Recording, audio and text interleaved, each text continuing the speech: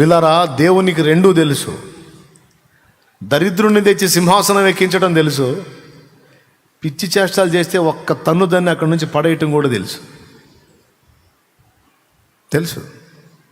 ఈరోజు నేను చెప్తున్నా, ఇక్కడ కూర్చున్న అందరికీ చెప్తున్నా సభాముఖంగా, దీనస్థితిలో ఉన్నావా, దరిద్రగుట్టు స్థితిలో ఉన్నావా, శాపాన్ని అనుభవిస్తున్నట్టు ఉన్నావా, అవమానాల్లో నువ్వు ఉన్నావా, ఓకే, నువ్వు దేవుని దగ్గరకు వచ్చావు, దేవుని పాదాలు పట్టుకుంటున్నావు, మొర్ర పెట్టుకుంటున్నావు,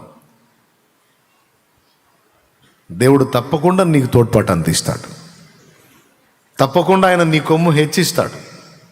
తన చిత్తమును బట్టి ఇప్పుడో కొంతకాలానికో నీ విశ్వాస్యతను బట్టి, తన విశ్వాస్యతను బట్టి తప్పకుండా దేవుడు నీ కొమ్ము హెచ్చిస్తాడు. ఇప్పుడు నువ్వు ఎదుర్కొంటున్న దరిద్ర గొట్టు బతుకు ఎట్టనే ఉండదు.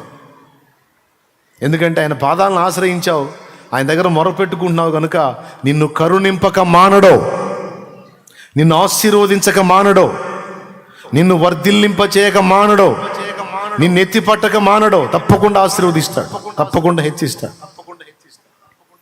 అయితే ఈ శ్రమల కాలంలో, శ్రమల కొలిమిలో ఉన్నప్పుడు నువ్వు ఎదుర్కొనే శోధనలన్నీ ఒక ఎత్తు, శ్రమ తీరిన తర్వాత ప్రశాంతతలోకి వచ్చి, సమృద్ధిలోకి వచ్చి, ఆశీర్వాదంలోకి వచ్చిన తర్వాత నువ్వు ఎదుర్కొనే శోధనే పెద్ద శోధన. శ్రమలో, బాధలో, వేదనలో, ఇరుకులో, ఇబ్బందుల్లో ఉన్నప్పుడు నీకు వచ్చే శోధనలన్నీ నిన్ను దేవునికి ఇంకా దగ్గరికి తీసుకెళ్తాయి. ఈ వేదనలన్నీ తొలగిపోయి ప్రశాంతత వచ్చింది చూడు, నీకు ఏ నొప్పి లేకుండా, ఏ ఇబ్బంది లేకుండా హాయిగా జీవితం దొల్లిపోతూ ఉంటుంది చూడు, అప్పుడు నీకు డేంజర్. అదే నిజంగా నీకు, నాకు, మనందరికీ శోధన గడియ, శోధన కాలం. ఎందుకంటే శ్రమ మనల్ని దేవునికి దగ్గర చేస్తే, ప్రశాంతత, సుఖం మనల్ని దేవునికి దూరం చేసి లోకానికి దగ్గర చేస్తాయి. అర్థమైందా? దేనికి దగ్గర చేస్తాయి? ఇప్పుడు ఏ నొప్పి లేదు, ఏ బాధ లేదు. శ్రమలో ఉన్నప్పుడు మన ప్రార్థనా జీవితం కానీ, పరిశుద్ధ జీవితం కానీ, దేవుని భయం కానీ, మోకాళ్ళ అనుభవం కానీ, దేవుని సన్నిధికి కాచుకోవటం కానీ, రాత్రి మగళ్ళు గోజాడటం కానీ, శ్రమలో ఉన్నప్పుడు సమృద్ధిగా ఉంటాయి ఇవి. శ్రమ తీరిన తర్వాత చూడు, ఒకసారి ఒక జోక్ చెప్తాను, గుర్తొచ్చింది నాకు. దైవజనుడి దగ్గరికి, నాకు తెలిసిన పెద్ద ఆయన ఒక ఆయన ఉన్నాడులే, ఆయన దగ్గరికి ఒక గుండోడు వచ్చాడంట. గుండోడు అంటే జుట్టు ఉంది, గుండు కొట్టించుకొని వచ్చాడు. గుండు కొట్టించుకొని వస్తే, ఎవరు బాబు ఏందంటే, అన్నా నీతోనే ఉండాలనుకుంటున్నాను అన్నా, జీవితంలో ఎంత చేసినా ఏం చేసినా అంతా మాయే కదన్నా, కొంతసేపు కనపడి అంతలో మాయమైపోయి ఆవిర్లాంటి బతుకులే కదన్నా మన బతుకులు, కాబట్టి ఇక నా జీవితం దేవునికి అంకితం చేద్దాం అనుకుంటున్నాను అన్న, ఇక నువ్వు ఎటు పోతే అటు రావాలనుకుంటున్నాను, నీకు పొద్దుగూకులు ఇక దేవుడి సేవే చేయాలనుకుంటున్నాను అన్న అన్నాడు. అంటే ఆయన అన్నాడు, నిజంగానే ఈ మాటలన్నీ అంటున్నావు అంటే, నిజంగానే అంటున్నాను అన్న. సరే ఉండు, నాకు ఉన్నదే నీకు కూడా పెడతాను, తిని సేవ చేద్దాం, సరే నువ్వు ఆశించావు కదా అంతే చేద్దామని. పాప ఆయన ఇటు పోతాడు తీసుకెళ్ళేవాడంట. ఇవి పోయాడు, ఎక్కడన్నా సేవ చేసి అలిసిపోయి ఒక పూట పండుకున్నాడు అనుకో, వస్తాడంట, అన్నా నవ్వు ఏది పండుకున్నా? దైవజనుడు పండుకోవచ్చా? దైవజనుడు పండుకుంటే ఆత్మల సంగతి ఏందన్నా? నశించిపోతున్న ఆత్మల సంగతి ఏంది? మనం పండుకోవచ్చా? పని చేయకుండా భోజనం చేయొచ్చా? లే పదాలే అని లేపేవాడంట. మరి దైవజనుడికి అవమానం కదా. ఇదేందిరా, విశ్వాసం వచ్చి నాకు చెబుతున్నాడు, విశ్వాసి నిద్రమొహం వేసుకొని నిద్రపోతుంటే నేను లేపాలి. విశ్వాసి ఏం చేస్తుంటే నిద్రమొహం వేసుకొని నిద్రపోతుంటే విశ్వాసి నేనేం చేయాలి? స్తోత్రం చెప్పండి మీరు. నేను నిద్ర లేపాలి. విశ్వాసి బాధ్యత రాహిత్యంగా ఉంటే, జీవితం దాని విలువలు తెలిసిన నేను వాడికి చెప్పి వాడిని ప్రేరేపించి ప్రోత్సహించాలి సేవకి. అట్లాంటి వీడొచ్చి నాకు చెబుతున్నాడు, చీచి వీడి చేత చెప్పించుకుంటాను ఏంటి నేనని. పాపం తెంపు లేకుండా ఖాళీ లేకుండా తిరుగుతున్నాడంట సేవకి వీడి పక్కన ఉన్నంతసేపు. ఎందుకంటే మళ్ళీ వీడి పక్కన ఉన్నప్పుడు ఆయన ఒక దగ్గర ఉండి ఒక పూట రెస్ట్ తీసుకున్నట్టు వీడు ఎవరుతాడు మళ్ళీ వచ్చి, అన్నో ఏంది నువ్వు ఖాళీగా ఉన్నావు అంటాడుగా. వీడి చేత నేను ఈ మాట ఎందుకు అనిపించుకోవాల్సి అని ఆయన పాపం రాత్రి పగలు తెంపు లేకుండా పొద్దున ఒక్కోటం, సాయంత్రం ఒక్కోటం, మధ్యాహ్నం ఒక్కోటం నడు తిరిగాడంట వీడి దెబ్బకి. స్తోత్రం చెప్పండి. పక్కన వాళ్ళు ఒకసారి చూడండి, చేతులు కలపండి, బాగున్నారా అని. కరోనా భయం ఏం లేదుగా. వీడి దెబ్బకి రెస్ట్ లేకుండా తిరుగుతున్నాడు ఆయన. ఈ పక్కన ఉంటా ఒకరోజు సడన్గా మాయమైపోయాడు. వీడు కనపట్టల్లా. ఎవరు? గుండోడు కనపట్టల్లా, మాయమైపోయాడు. అయ్యా బాబు ఎవరన్నా గుండు చేసుకున్నాడు తిట్టవాకండి, మిమ్మల్ని ఉద్దేశించి కాదు. వాడు కనపట్లా. ఏందిరా వీడు భక్తుడు కనపట్టలేదు గుండోడు, నన్ను అసలు కూర్చొని లేదు, నిలబడి లేదు, ఆత్మలు అన్నాడు, నశించిపోతాని అన్నాడు, భారం అన్నాడు, జీవితం ఇక దేవుడికి అంకితం అన్నాడు, అన్నీ చెప్పి వీడేంద్ర అడ్రస్ దొరకలేదు అనుకొని కొద్ది రోజులు చూశాడు. వాడు కనపడలా. మరి కొంతకాలం తర్వాత ఒక ప్రాంతానికి వెళ్తే అక్కడ సెంటర్లో కూర్చొని గుండోడు బీడి తాగుతున్నాడంట. బీడి తాగుతున్నాడంట. ఈయన బిత్తరపోయి ఆ గుండెనా ఈ గుండెని చూశాడు. ఆ గుండె దగ్గరికి పోయంట. బాయ్ దగ్గరికి పోయి చూశాడు. అన్నా వందనాలన్నా అన్నాడంట బీడి అక్కడ పడేసి. ఏందిరా నువ్వు చేస్తుంది?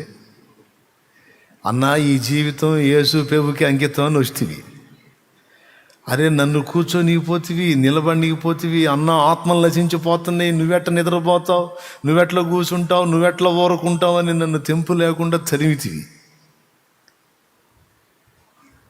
ఒక దగ్గర ఉన్నిచ్చావంటారు నన్ను, ఒక ఊర్లో ఒక చోట నిద్ర చేయనిచ్చావా నన్ను?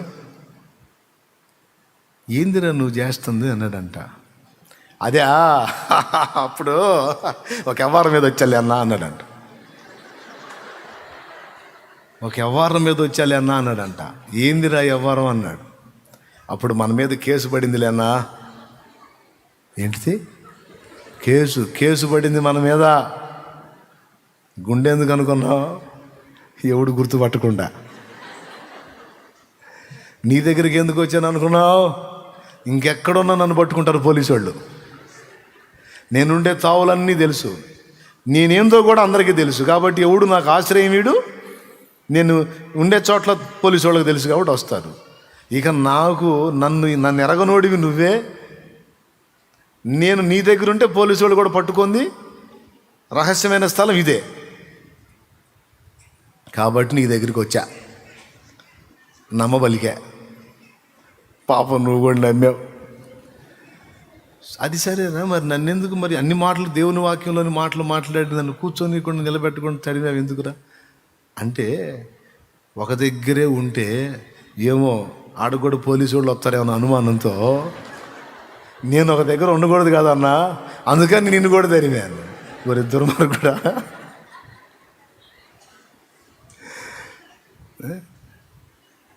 చూడు, వాడి భద్రత కోసం వాడు ఏ మాటలు చెప్పాడో చూడు. దేవుని మాటలో, దైవజనుడు నువ్వు అసలు పని చేయకుండా భోంచేయొచ్చా?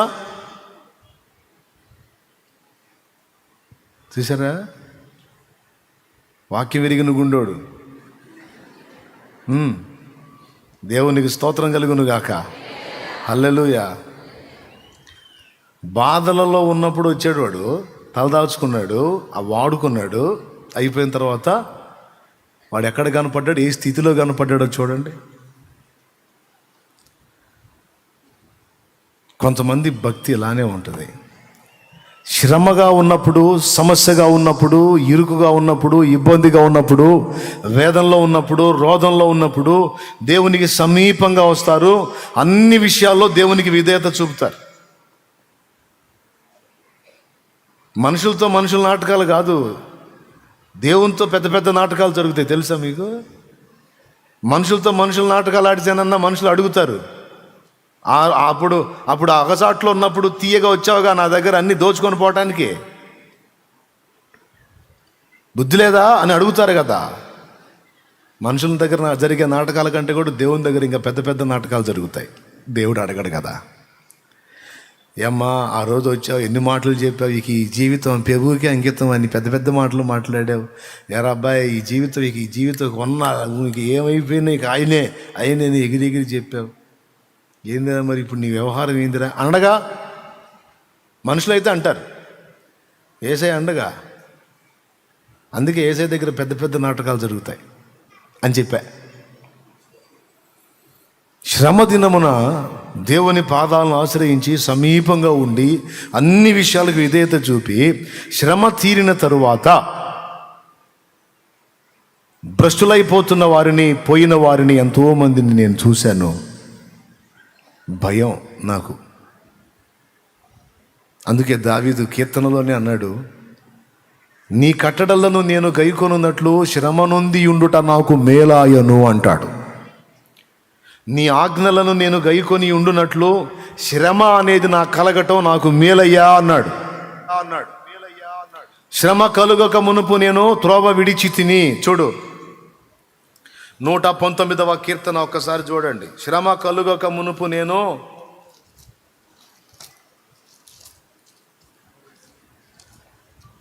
119వ కీర్తన 67 చదువమ్మా. శ్రమ కలగక మునుపు నేను త్రోవ విడిచి తిని, ఇప్పుడు నీ వాక్యమును అనుసరించి నడుచుకొనుచున్నాను. దేవునికి స్తోత్రం కలుగును గాక. ఎప్పుడు విడిచాడంట? శ్రమ కలుగక మునుపు త్రోవ విడిచాడట. శ్రమ కలిగినప్పుడు త్రోవలోకి వచ్చాడంట. ఇప్పుడు చెప్పండి, శ్రమ మేలా కీడా? ఎప్పుడు బయటపడతాను అంటారు. ఓకే, తప్పకుండా నిన్ను బయట పడేస్తాడు దేవుడు, సందేహమే లేదు. అయితే ఒక్క మాట, శ్రమలో ఉన్నప్పుడు నువ్వు ఉన్న దీనత్వము, తగ్గింపు, పరిశుద్ధత, ప్రార్థన, దేవునికి చూపే విధేయత, ఇవన్నీ శ్రమ తీరిన తర్వాత ఉంటాయా? గ్యారెంటీ ఉందా? ఉంటే చెప్పు. డౌట్ లేదన్నా, ఇంకా ఎక్కువ చేస్తానన్నా. కొంతమంది బాధతో చెబుతారు, అసలు ఈ బంధకాలు ఉన్నాయి కానన్నా, అసలు ఈ బంధకాలు కూడా లేకపోతే అసలు ఇక పొద్దుస్తమాను ఇక అదే పనిలో ఉంటానన్నా అంటారు. నిజంగానే బంధకాలు దేవుడు తీసేస్తే కనపడేది కూడా కనపడకుండా తిరుగుతుంటారు. ఇక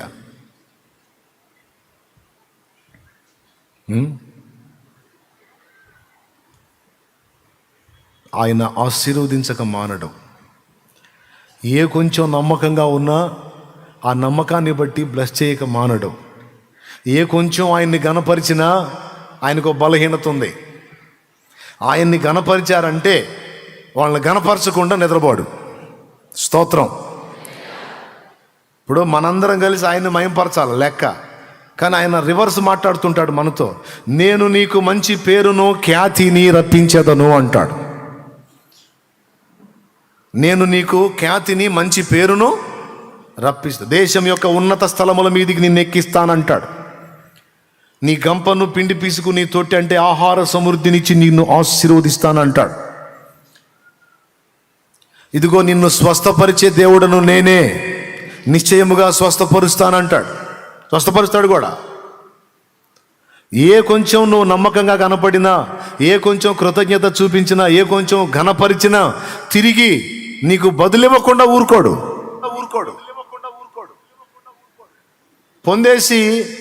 పొందేసి అలా వదిలేసేవాడు కాదు ఆయన. అది వచ్చింది సమస్య. సౌలు నమ్మకంగా ఉన్నాడు, రాజును చేయకుండా ఉండలేకపోయాడు. దావీదు నమ్మకంగా ఉన్నాడు, రాజును చేయకుండా ఉండలేకపోయాడు. ఏమర్థమైంది ఇప్పుడు మీకు? దేవునికి నమ్మకంగా ఉన్నట్లయితే ఇప్పుడు కాకపోతే ఇంకా 10 రోజులకైనా సరే ఖచ్చితంగా ఆశీర్వదించి తీరుతాడు. అంతే, కన్ఫామ్గా జరిగిద్ది. ఇందులో పక్షపాతం ఏమి లేదు. మళ్ళా తన ఎడల భయభక్తులు నిలిపి, తనకు విధేయత చూపి, తనను ప్రేమించే వారందరినీ కూడా ఆయన ఆస్తికర్తలుగా చేస్తాడు నిశ్చయంగా. అబ్రహామును అన్ని విషయాల్లో ఆశీర్వదించను అని ఉంది. అన్ని విషయాలంటే స్పిరిచువల్గాను, సంతానపరంగాను, భౌతికంగా కూడా. ఉండటానికి, తినటానికి సమృద్ధినిచ్చాడు. దాసదాసి జనాంగం ఇచ్చాడు. ఇంట పుట్టి అలవర్చబడిన వాళ్ళే 318 మంది యోధులు ఉన్నారు. అంటే ఒక మినీ సైన్యాన్ని రన్ చేస్తున్నాడు ఆయన. ఒక రాజుకు తగినంత ఐశ్వర్యవంతునిగా హేతుకుమారులు ఏం మాట్లాడారు? మా మధ్యన నీవు మహారాజువై ఉన్నావు అన్నారు అబ్రహాముని. బాయ్ నేనంతా ఆత్మ సంబంధంగా దీవించేవాడినే కానీ ఇగో ఆ శరీర సంబంధంగా నేనేం చేయను అన్లా. ఆత్మ సంబంధంగా దీవించాడు, శరీర సంబంధంగా కావాల్సినవి కూడా ఇచ్చాడా? ఇలేదా? ఖచ్చితంగా ఇస్తాడు. మళ్ళీ చెప్తున్నా, అందరికీ ఒక్కసారి చెప్తున్నా, సోదరి సోదరులారా, లైవ్లో ఉన్న వాళ్ళకి కూడా చెప్తున్నా, నువ్వు ఎన్ని రకాల ఇరకాటాల్లో, ఎంత ప్రెజర్లో, ఎంత ఒత్తిడిలో, ఎంత వేదనలో ఉన్నావు, వాటన్నిటి నుంచి నిశ్చయముగా దేవుడు విడిపిస్తాడు. నిన్ను ఆశీర్వదించేది ఖాయం. నీ తలనెత్తేది ఖాయం. ఈరోజు నీకే లేక పుట్టుకు లాటరీ కొడుతున్న స్థితిలో నువ్వు ఉండొచ్చు. నీ చేత 10 మందికి హెల్ప్ చేపిస్తాడు ఆయన. నువ్వు 10 మందికి పెట్టగలిగే స్తోమత నీ చేతికి ఇస్తాడు ఆయన. ఈరోజు నీకే వస్త్రం లేదు సరిగా, నువ్వు 10 మందికి బట్టలు ఇవ్వగలిగే కెపాసిటీ, ఆ సమృద్ధి నీకు ఇస్తాడు ఆయన. ఈరోజు నిన్నే ఆదరించే వాళ్ళారు, అనేకులు నిన్ను ఆదరించినట్లు నీవు అనేకులను ఆదరించినట్లు ఆయన చెయ్యగలడు. ఆయనకి సాధ్యం కాదా ఏంది? చేత కాదు దేవుడికి నిన్ను లేవనెత్తటం. అయితే ఇప్పుడున్నట్లే శ్రమకాలంలో నీవు ఉన్నట్లే నెమ్మది కాలంలో ఉండగలవా? ఆ మైండ్ నీకుందా అనేది ఇక్కడ ప్రశ్న. ఆయన వెతుక్కుంటాడని తెలుసా మీకు? బ్లెస్ చేసి, ఆశీర్వదించి, బాగు చేసి టెస్ట్ చేసుకుంటాడు. బ్రదరు ఈ బాగుపడ్డాడు కదా, అంతకుముందు దీనంగా మొరపెట్టాడు కదా, ఇప్పుడు లైన్లోకి వచ్చాడు కదా, ఎట్టున్నాడని కనిపెడతాడు. అట్ట ఎందుకు కనిపెడతాడులే అనవాకండి, ఖచ్చితంగా కనిపెడతాడు. అంతకు ముందున్నట్టే ఉన్నాడా, లేకపోతే ఏమైనా తేడాలు వచ్చినాయా అని ఖచ్చితంగా చూసుకుంటాడు. ముగ్గురు చూపిస్తాను మీకు బైబిల్లో, ముగ్గురిని. సింపుల్. యోహాను సువార్త 9లో ఒకడు కనపడతాడు, యోహాను సువార్త 5లో ఇంకొకడు కనపడతాడు, మత్తయి సువార్తలోనూ లూకా సువార్తలోనూ ఒకడు కనపడతాడు. స్తోత్రం. యోహాను 9లోనేమో పుట్టినది మొదలుకొని గుడ్డివాడైన మనుషుణ్ణి ప్రభువు స్వస్థపరిచి, తర్వాత వాడు ఏం చేస్తున్నాడో, వాడు ఎలా ఉన్నాడో మళ్ళీ వాడిని వెతుక్కుంటా పోతాడు. యోహాను సువార్త 9లో పుట్టినది మొదలుకొని గుడ్డివాడండి, ఉమ్ము ఊసి బురద చేసి ఆ బురదను వాడి కళ్ళకి రాసి, సిలోయమను కోనేట్లోకి వెళ్ళి కళ్ళు కడుక్కో, చూపు పొందుతామని పంపిస్తాడు. చూపు వచ్చింది. చూపు వచ్చినందుకు గాను ఊరోళ్ళు మనోడిని నిలబెట్టి పంచాయతీ పెడతారు. పంచాయతీ ఎందుకంటే చూపు వచ్చినందుకు కాదు, ఆ చూపు యేసు ప్రభు ఇచ్చాడు అన్నందుకు పంచాయతీ మీటింగ్ పెడతారు. పెట్టంటారు, ఆయన ఏదో ఉమ్మూసాడు, బురద చేశాడు, ఆ బురద కళ్ళకు రాశాడు, నాకు చూపు వచ్చిందని అన్నీ చెప్పవాకు. దేవుడు నన్ను స్వస్థపరిచాడని చెప్పు, దేవుణ్ణి మయంపరచు, యేసును కాదు. యేసును గురించి నువ్వు సాక్ష్యం ఇవ్వద్దు అంటారు ఆ ఊర్లో వాళ్ళు. అయ్యా దేవుడే, బాగు చేసినోడు దేవుడే, ఇదిగో నన్ను ముట్టినవాడు యేసు దేవుడే, ప్రభువే. దైవశక్తి ఆయనలో లేకుండా ఆయన ఉమ్మికి గుడ్డివాడి కళ్ళు తెరవగలిగే శక్తి ఎక్కడి నుంచి వచ్చింది? కాబట్టి ఆయన దేవుడే, ప్రభువే, నా కళ్ళు ఇచ్చినటువంటి సృష్టికర్తే అని వీడంటే తలా ఒక మాటని వాడిని నానా బీభత్సం చేసి చివరికి ఊళ్ళో నుంచి వెలేస్తారు. మేలు పొంది నాకు సాక్షిగా ఉన్నాడా, లేకపోతే మేలు పొంది ఎంత చెడ్డ ఊరు కావాలే, మనోళ్ళు కావాలే అని నాకు హ్యాండ్ ఇచ్చి వాళ్ళని సెట్ చేసుకున్నాడా? అయితే మనోడు ఊరికట్టం తిరిగాడు, ఊరికట్టం తిరిగాడు. ఏయ్ మర్యాదగా చెబుతున్నాం, పద్దాకలా ఆ యేసు నా కళ్ళు ముట్టాడు, నాకు చూపు వచ్చింది అని ప్రచారం చేశావంటే ఇప్పటికే అతని గురించి బాగా ప్రచారం జరుగుతుంది. ఆయన మెస్సీ అని అదని ఇదని అంతా ఇంత రకరకాల ప్రచారాలు చేస్తున్నారు. మాకు ఒళ్ళు మండుతుంది. ఇప్పుడు కొత్తగా నువ్వు ఒకటి తయారయ్యావు, అదేమంటే నా కళ్ళు బాగు చేశాడు అంటున్నావు.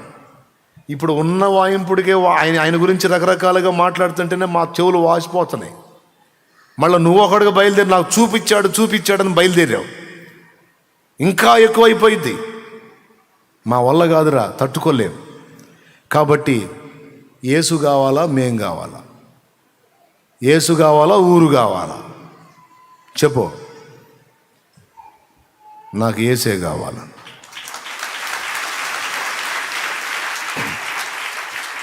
కళ్ళు లేక తడవలాడుతూ గుంటా మెట్ట కానకుండా బోర్ల పడి ముక్కులు మూతులు పగిలి రక్తాలు గారుతా తిరిగారా? జాలుందిరా మీకు? నా చేతిలో అంత రూపాయి వేయటానికి ఎన్ని సణుకొనేసారా మీరు? ఎంత ఏడ్చుకున్నాను రా నేను. నా కంచంలో నేను తింటుంటే అందులో చీమలు పడ్డాయా, దోమలు పడ్డాయా, పురుగులు పడ్డాయా, ఆ పదార్థం ఎలా ఉందనేది చూసినట్టు సరే ఫలానా ఆహారం తింటున్నావు ఏంట్రా, ఇందులో ఇది ఉందిరా అని చెబితే నా గుండె ఎంత బాధపడింది. ఇప్పటిదాకా నేను పురుగులు అన్నవి తిన్నానా, పురుగులు తిన్నానా? నా కళ్ళుంటే నేను తినలేను కదరా అది. అలాంటి పదార్థాలు నేను మీ కళ్ళుండి మంచి పదార్థాలు తింటుంటే కళ్ళు కనపడని నేను ఇది పడితే అది తింటున్నాను. జాలి లేదురా మీకు? నేను పడితే దెబ్బలు తగిలినాయి, జాలి లేదు మీకు. నేను భిక్షగాడిలాగా అడుక్కునే స్థితిలో ఉన్నాను, జాలి లేదు మీకు. తినలేనివి తింటున్నాను, మీరు కళ్ళుండి తినలేనివి నేను కళ్ళు లేక తింటున్నా. ఎటు పోవాలన్నా ఏదో ఒక ఆధారం, ఎవరో ఒకళ్ళు దారి చెప్పాలి. మీరు రోజు వెలుగు చూస్తారా? పుట్టిన మొదలుకొని ఇప్పటిదాకా వెలుగంటే ఎట్లుంటుందో నాకు తెలియదురా. కనీసం నాకు జన్మనిచ్చిన నా తల్లి తండ్రి ముఖం ఎలా ఉంటుందో కూడా నాకు తెలియదురా. నా ముఖం ఎలా ఉంటుందో కూడా నాకు తెలియదురా. నా జీవితం పగవాడికి కూడా రాకూడదురా. ఏదో మీ మధ్య అలా నవ్వుతా నేను తిరుగుతా ఉన్నాను, నా గుండె నిండా ఏడుపే. ఆయన నన్ను చూశాడు రా. ఆయన నన్ను చూశాడు, నా ఆవేదనను చూశాడు, నా ఆక్రందనను చూశాడు. ఆయన శిష్యులు ఇది వీడు పాపం చేశాడు, వీడోడి పాపం చేశాడంటే ఈ పనికిమాలిన ప్రశ్నలు కాదని నన్ను పిలిచి నాకు కళ్ళు ఇచ్చాడు ఆయన. ఈరోజు నా తల్లిదండ్రిని చూశాను, మీ ముఖాలు చూస్తున్నాను, నేను ఈ లోకాన్ని చూశాను, ఈరోజు నీ వెలుగును చూస్తున్నాను. కాబట్టి నా మేలును ఆశించకుండా నా కీడును కోరిన మీకంటే మీ ఊరోణ్ణి, మీకు చెందినోడిని, మీకు బంధువుణ్ణి, మీకు అన్నిటికీ కావలసినోడిని నేను. కానీ ఆయనకి ఏమీ కాను, వెతుక్కుంటా వచ్చి నన్ను బాగు చేసిపోయాడు రా. హల్లెలూయా, హల్లెలూయా. వెతుక్కుంటా వచ్చి నన్ను ముట్టి వెళ్ళాడు. ఆయన కోసం కాక మీకోసమా? వెలేస్తారా నన్ను? వెలేస్తారా? మీరు నన్ను వెళ్ళేసేది ఏందిరా? ఈ ఊరు మొత్తాన్ని నేనే వెలేసి వెళ్ళిపోతున్నా పడే అనిపోయాడు. మీరు నన్ను వెళ్ళేసేది ఏంది? మీ బంధ. యేసు ఎప్పుడైతే నాకు దొరికాడో అప్పుడే నేను మిమ్మల్ని మొత్తాన్ని వెళ్ళేసాను. మీరు నన్ను వెళ్ళేసేది ఏంది? నాకు యేసు చాలు, ఆయన చాలు. ఇప్పుడు ఈ బాధ అంతా ఏంటంటే, ఇంత చేసి కళ్ళు బాగు చేశాడు. ఆయన ఇచ్చిన కళ్ళతో అన్నీ చూస్తున్నా, నీ దరిద్ర ముఖాలన్నీ చూస్తున్నా, కళ్ళు ఇచ్చినోడిని చూడలేకపోయా. ఇప్పుడు అది ఆయన బాధ. ఆ దరిద్రులు పానిచ్చారా వాళ్ళ పంచాయతీ వాళ్ళు? అరే నన్ను ఒక్కసారి ఆయన చూడండిరా, ఆయన వెళ్ళిపోతాడ్రా, ఒక్కసారి చూడండిరా అంటే వీళ్ళ పంచాయతీ. దరిద్రులని బాధపడతా నిట్టూర్పులు విడుస్తూ ఊరు బయట కూర్చుంటే ఆయనకి మరుగై ఉంటుందా? ఎరగడు. ఇన్ని ఎరిగినోడు అది ఎరగడు. ఇదిగో వెతుక్కుంటూ ఆయన దగ్గరకు వచ్చాడు, వాని దగ్గరకు వచ్చాడు. నీకు చూపించిన వాడిని నువ్వు ఎరుగుతావా అని అడుగుతాడు. ప్రభువా, ఆయన ఎవరో నాకు తెలిస్తే వెళ్ళి సాష్టాంగ పడుతుంది కదా. ఎక్కడ చూడనిచ్చారయ్యా దరిద్రులు? బాగుపడ్డాను, పంచాయతీ పెట్టారు. లైన్లోకి వచ్చాను, పంచాయతీ పెట్టారు. ఇప్పుడు నా కళ్ళు వచ్చిన ఆనందం కూడా లేదు. ఎందుకు లేదు? కళ్ళు ఇచ్చినోడిని చూడలేకపోయా కదా. నీ ఎదుట నిలిచిన వాడు ఆయనే అన్నాడు. నీ ఎదుట నిలిచిన వాడు ఆయనే. నీకెవరు చూపించారో ఆయనే ఇప్పుడు నీ ముందు నిలబడ్డాడంటే ఆ మాంసం వెళ్ళి ఆయన పాదాల మీద పడి ఏడుస్తాడు. చూసారా, వెతుక్కున్నాడు. బాగుపడ్డాడు, ఊళ్ళో కలిసిపోయాడా? నా కోసం ప్రత్యేకించబడ్డాడా? బాగుపడ్డాడు, ఊళ్ళో కలిశాడా? నా కోసం ధీటుగా నిలబడ్డాడా? వీడి కృతజ్ఞత ఎంత అని చూశాడు. వాడు 100కు 100 మార్కులు తెచ్చుకున్నాడు, పాస్ అయ్యాడు. కొంతమంది మనుషులకు భయపడి, కులానికి భయపడి, మతానికి భయపడి, దేవుని కార్యాలు చూస్తా కూడా తెగించలేక, క్రీస్తుకు సాక్షిగా ఉండలేక దాక్కుండిపోతారు. జనాలు కావాలి అని. జనాలు కావాలనుకుని దాక్కునోడికి జనమే. మీరు లేకపోయినా పర్వాలేదు, నాకు యేసు చాలు అన్నోడికి సాక్షాత్తు యేసే వస్తాడు.